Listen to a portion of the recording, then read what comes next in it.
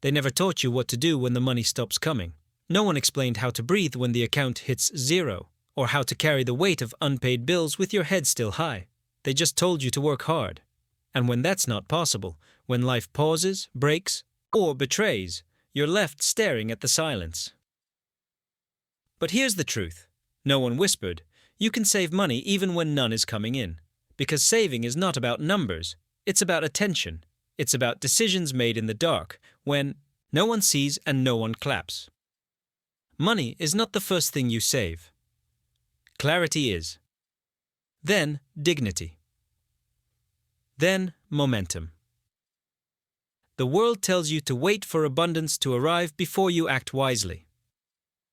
But the people who escape the cycle, they act wisely when it feels foolish. They plant seeds in barren ground because they know you don't wait for the rain to build shelter, you build while it's dry.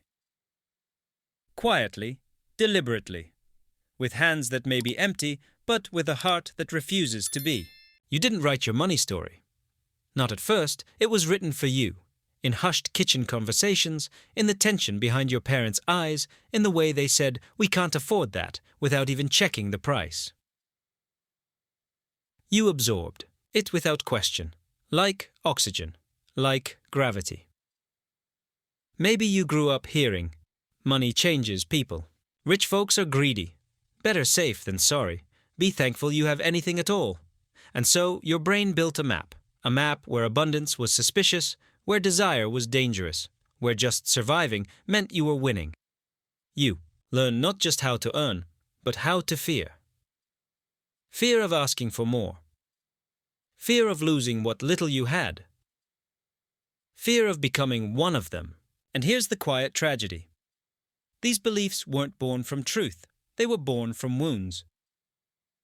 Your parents were surviving a system they never built, passing on armor that once protected them but now weighs you down. You carry scarcity, like inheritance. But it's not your legacy. You can drop the script, you can write a new one, and that begins the moment you question it. Comfort feels like safety, like soft walls, familiar paths, and the quiet hum of, at least I'm getting by. But look closer, and you'll see the bars, because comfort doesn't always mean peace. Sometimes it just means numbness. You know, the routine, the job that drains you but pays enough, the habits that keep you distracted but not fulfilled. The weekends that come and go in a blur of relief and regret. You tell yourself, now's not the time to change. Maybe next year. Things aren't that bad, but that's how the trap is built. Not with pain, but with softness. Not with violence, but with stillness. It's the frog in the warm water, the sleepwalker on autopilot, the dreamer who forgot they were dreaming. And all the while, the real cost piles up, not just in lost income, but in lost imagination, in the quiet ache of a life unlived. Comfort whispers, stay. It's safe here. But your soul answers, this isn't where I grow. To break the trap, you don't need to burn it all down. You just need to ask, is this comfort or quiet despair? And then take one small step into the unknown, where growth begins. Words are spells. You speak them often enough, and they start to shape your reality. They become the bricks in the walls of your mind. And most people, they were raised in homes built with the language of lack. We can't afford that. Money doesn't grow on trees. You have to suffer now to enjoy later. That's for rich people, not us. These phrases don't just describe life, they define it. They sink in early, like background music you stop noticing, but still dance to. So when money shows up, your first instinct isn't trust, it's tension. You wait for it to vanish. You spend it to feel control. You hide from it because it whispers, you're not worthy to hold me. And without knowing, you pass these spells on, to your children, to your partner, to your own reflection. But the wealthy, they speak differently. They say, money is a tool. I tell my money where to go. My value doesn't depend on my bank balance, but my clarity does.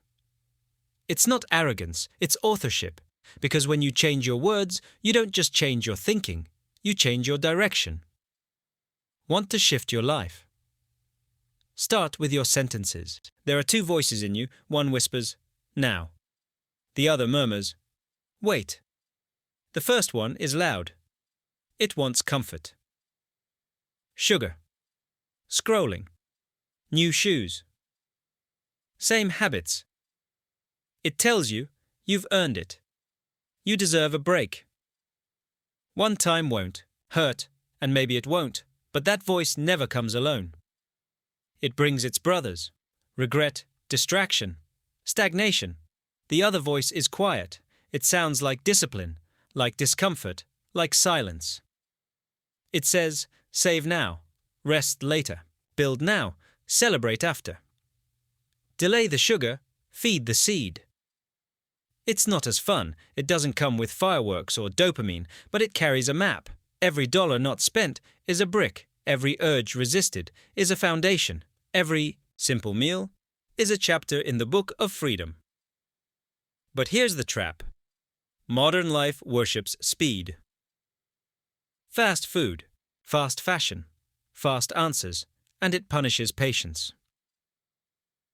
You don't see your wealth growing day by day, so you think it's not working. You don't see the compound effect of your tiny choices, so you abandon them. But time is the soil of the rich. It rewards the one who plants, not the one who plucks too early.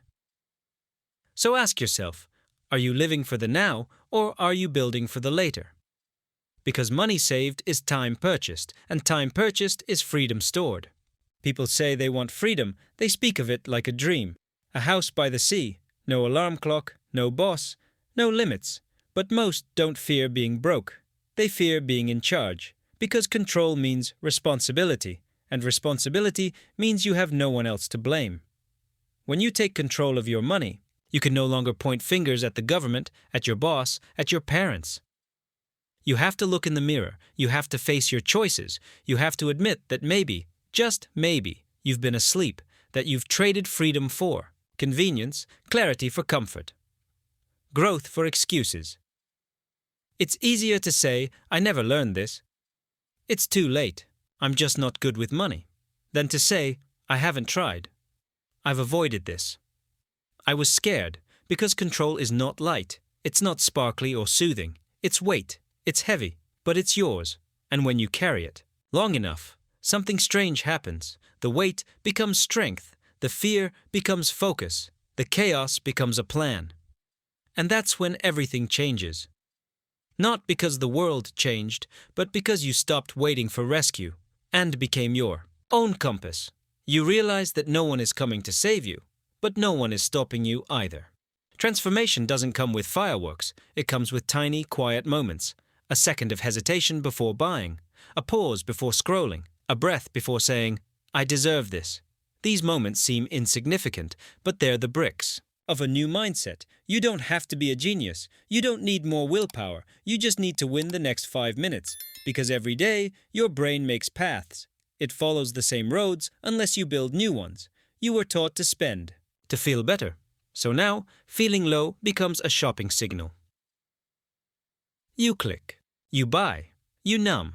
And for a moment, it works. But that road always leads back to the same place. Emptiness, so you build a new path. Slowly. You light a candle and write instead of buying. You drink water and journal instead of swiping. You say, I am learning to choose differently. And the brain listens. Not right away. Not overnight. But with repetition. Because your mind is not a prison. It's a garden. It grows what you water. It follows what you feed. Each time you say no to a cheap thrill, you say yes to a deeper reward. Peace, clarity, power. And day by day, choice by choice, you stop reacting. You start creating. You spent years in classrooms, hours memorizing dates, writing essays, solving for X, but they never taught you how to solve for freedom. No one explained interest. No one defined enough. No one said, this is how you avoid becoming a slave to your own lifestyle. Instead, they taught obedience. Routine, repetition. They trained you for the test, but never for the choices that came after. You learned how to fit in, not how to stand alone. You learned how to follow, not how to build your own road. They graded silence, they rewarded stillness, they punished curiosity, and in that silence, something subtle died. The question, what do I want my life to feel like? It was replaced with, what job can I get? How much can I make? How do I survive? But survival isn't the same as living, and knowing how to make money is not the same as knowing what money is costing you. They never taught you that. Every purchase is a decision, that every financial habit is a seed, that debt has a weight that seeps into your sleep, your marriage, your confidence. They taught formulas, but not values. They taught profit, but not peace.